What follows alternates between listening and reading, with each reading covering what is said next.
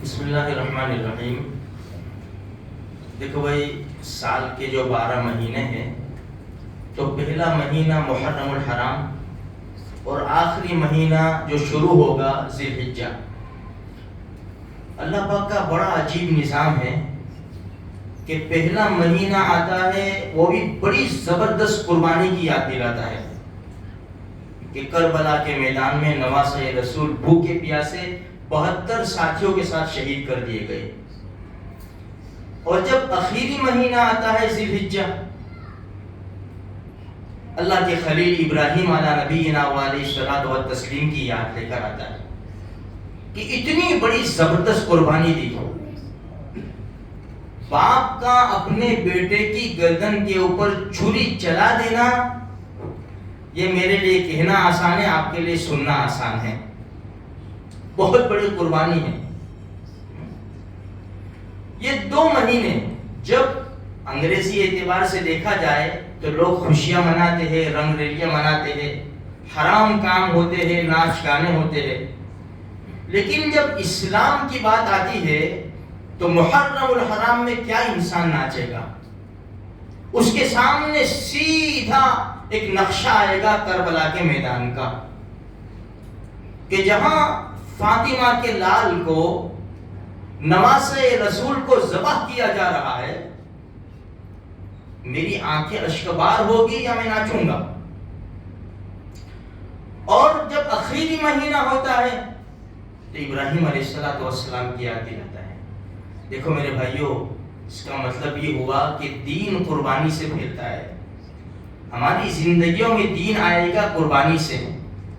اللہ کا کتنا بھی بڑا حکم ہو، اس کے آگے دنیا چھوٹی ہے، دنیا کی محبت چھوٹی ہے، دنیا کا مال چھوٹا ہے، اللہ کا حکم سب سے بڑا۔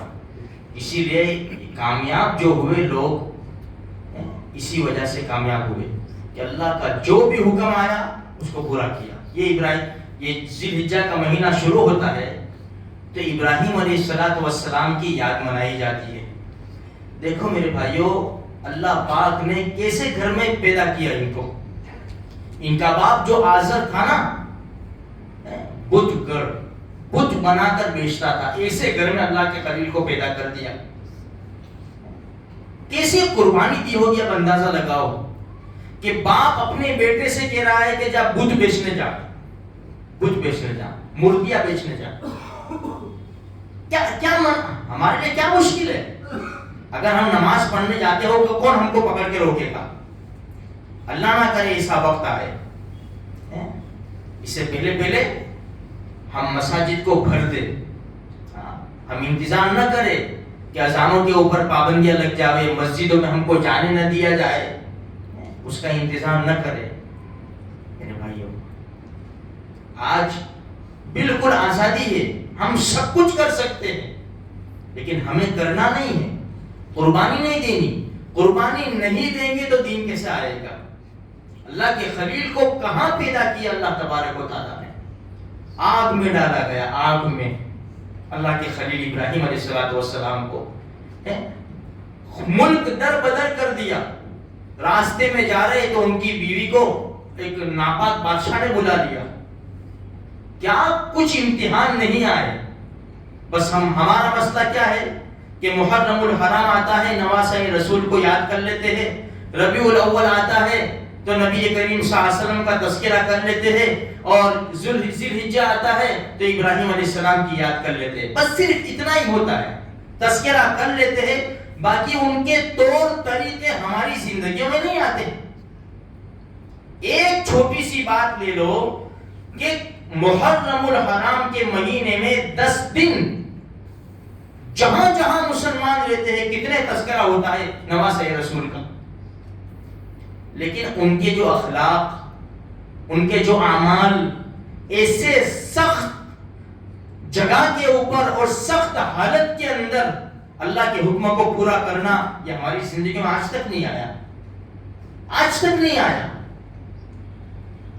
نمازی آدمی کا تھوڑا سا سر درد ہوگا نا تو مسجد میں نہیں آئے گا، چھوٹے چھوٹے بہانے سے نماز چھوڑ دیتے ہیں۔ نمازی کی بات ہے یہ، اور جو نماز نہیں پڑھتے بغیر کسی ریزن کے، تو کیا جواب دیں گے کل قیامت کے میدان میں؟ ہم یہ کہیں گے محرم الحرام کے 10 دن ہم کودے ناچے؟ کیا محبت ہم نے پیش کی ہے میرے بھائیوں؟ تو یہ مہینے جو آتے ہیں نا قربانی کے، وہ اس لیے نہیں آتے کہ بس ہم اس کا تذکرہ کر لو اور پھر بھول جاؤ، بلکہ یہ مہینے اس لیے آتے ہیں کہ ہم قربانی کے اوپر آ جائیں، اخلاق، اعمال، عبادات، اللہ کا حکم، پیارے نبی صلی اللہ علیہ وسلم کے طریقے، یہ اس لیے میرے بھائیوں آتے ہیں۔ یہ مہینہ جو شروع ہوگا بڑا برکت والا مہینہ ہے۔ کل جسے بتایا 10 راتیں بڑی قیمتی ہیں میرے بھائیوں، ہم ضرور رات کا کچھ نہ کچھ حصہ اللہ کی عبادت میں گزارے۔ اللہ پاک صلاحیت دے تو روزے رکھے، ایک روزے کا ثواب سال کے برابر ہوگا۔